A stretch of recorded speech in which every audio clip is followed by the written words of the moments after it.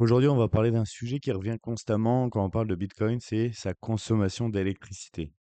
On entend souvent que Bitcoin détruit la planète, que le minage consomme plus qu'un pays entier ou encore que tout ça, ça sert à rien. Et honnêtement, quand on voit des entrepôts remplis de machines qui tournent 24 heures sur 24 partout dans le monde, la question, elle est assez légitime, hein. Un petit peu comme l'image qu'on peut voir.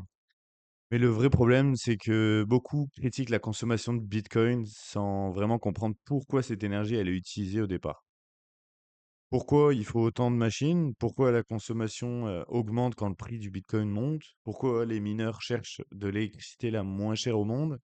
Et surtout, est-ce que cette énergie, elle est juste gaspillée ou est-ce qu'elle sert réellement à quelque chose? Parce qu'au final, le minage de bitcoin ne sert pas juste à créer des bitcoins, ça sert surtout à, sécuriser un réseau mondial, à valider des transactions et empêcher n'importe qui de falsifier l'historique du réseau. Et dans cette vidéo, on va justement voir ensemble comment tout ça fonctionne, pourquoi Bitcoin consomme autant d'électricité et pourquoi le débat est plus complexe que juste Bitcoin consomme trop. C'est parti pour cette vidéo.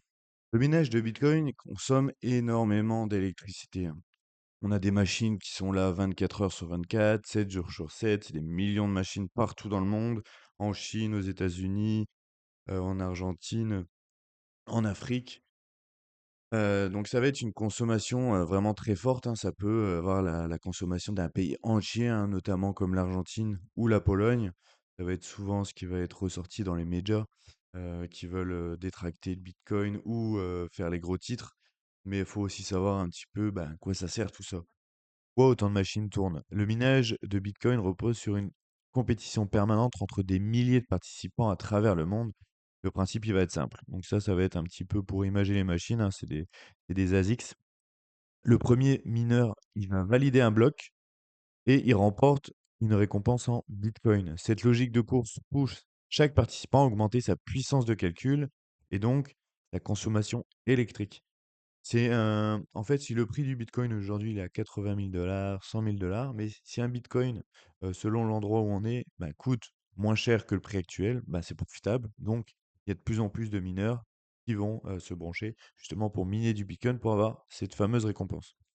Mais la difficulté, en fait, elle s'ajuste automatiquement. Au début, quand le bitcoin il valait quelques centimes, quelques dollars, ben, on s'imagine bien que ça ne demandait pas autant de consommation électrique qu'aujourd'hui. Il n'a jamais été autant sécurisé qu'aujourd'hui le réseau, notamment avec la montée en puissance du réseau Bitcoin. Donc le réseau vise un rythme précis, un bloc toutes les 10 minutes. C'est plus ou moins environ, hein, c'est très très proche de 10 minutes. Donc pour maintenir ce rythme, un mécanisme automatique ajuste la difficulté. Donc plus de mineurs rejoignent le réseau, les calculs deviennent plus complexes, la difficulté augmente automatiquement et les machines consomment encore plus d'énergie.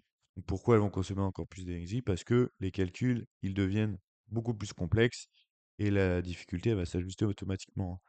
C'est assez bien ficelé le réseau Bitcoin. Donc, plus le Bitcoin monte, plus la concurrence augmente. Comme j'expliquais un petit peu juste avant, la hausse du cours du Bitcoin déclenche un cercle auto-entretenu. Chaque hausse de prix attire de nouveaux mineurs, ce qui augmente la puissance totale du réseau et la consommation électrique. Donc, plus le Bitcoin est cher, plus le réseau consomme d'électricité. La demande d'énergie suit directement la spéculation sur les marchés.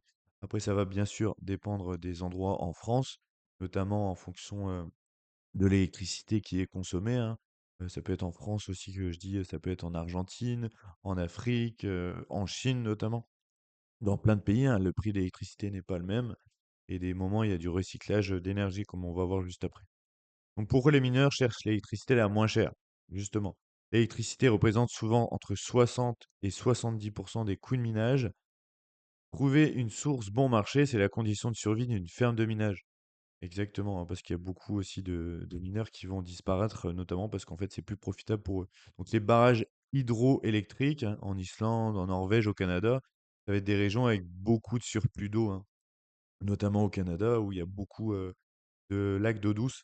Donc ça va être davantage d'électricité qui va être récupérée pour faire du minage.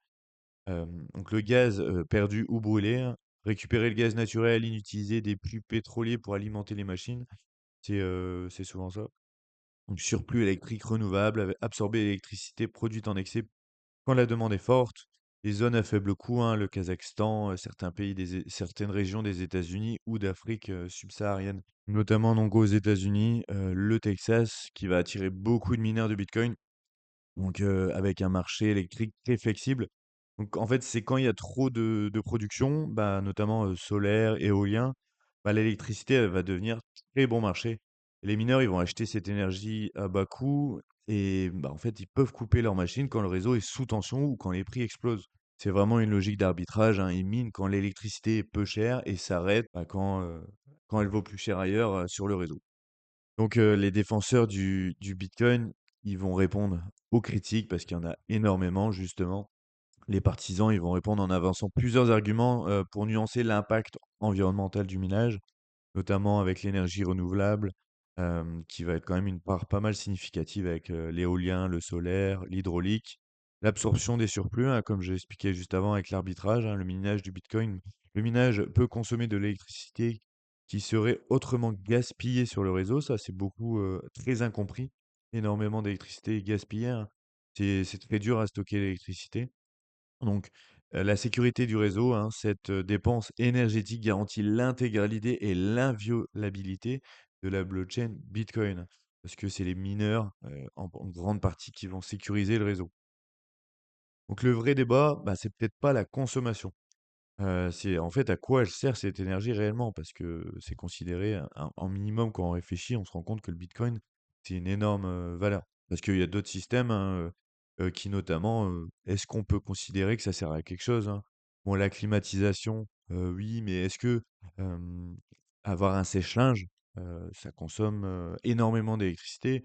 Beh, les gens, ils peuvent aussi, par exemple, sécher leur linge dehors si c'est possible pour pas mal de choses. Donc tout est question un petit peu de référentiel, hein.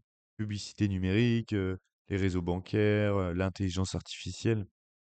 Alors que le minage de Bitcoin, mais ça va servir à quoi? C'est à sécuriser un réseau mondial, empêcher la falsification, pardon, vérifier les transactions et fonctionnement sans banque centrale. C'est ça qui est très avantageux, et énormissime dans le Bitcoin justement, ou et incensurable. Donc la question, c'est pas vraiment, est-ce que Bitcoin consomme de l'électricité? Est-ce qu'il en consomme trop? Mais est-ce que cette consommation a une utilité? Et je te laisserai y répondre. Mais pour moi, tu te doutes bien que évidemment, avec, le réseau, qui est Bitcoin, ça a beaucoup d'utilité comparé à beaucoup d'autres choses qui peut-être paraissent, beaucoup moins utiles. Donc le plus important à comprendre dans cette vidéo, ça va être que le minage, il sert pas uniquement à créer des nouveaux bitcoins, il sert avant tout à sécuriser et valider l'ensemble des transactions du réseau de manière décentralisée sans aucune autorité centrale. Ça, c'est vraiment le point le plus important à retenir pour moi. Sans minage, n'importe qui pourrait falsifier l'historique des transactions, la dépense énergétique et le prix de cette confiance décentralisée. Également une phrase très importante à retenir. En fait, c'est le même principe que l'or. Le bitcoin a été aussi, fait justement, un peu en comparatif à l'or. C'est que il faut un effort physique pour, avoir une récompense. C'est comme, l'or, donc s'il y a de l'or aujourd'hui à 5 000 $ l'once, mais que ça coûte 4 000 $ à aller chercher, dans les mines, bah, forcément, en fait, c'est avantageux. Donc je vais aller en acheter et ma récompense, bah, c'est d'avoir de l'or pour pouvoir éventuellement la revendre par la suite. Donc, voilà, j'espère que toute cette vidéo t'aura aidé un petit peu à comprendre pourquoi ça consomme autant d'électricité, hein. C'est, bien plus complexe, que je l'ai expliqué, hein, c'est un peu plus, vulgarisé. J'espère que cette vidéo t'a plu, qu'elle, t'a intéressé. Hésite pas, à mettre un like, si, tu aimé la vidéo, un petit commentaire, hésite pas, à me dire, il y a des points que j'ai pas abordés et hésite pas à t'abonner à la chaîne, hein, je crée des vidéos chaque semaine. On se retrouve dans une prochaine vidéo.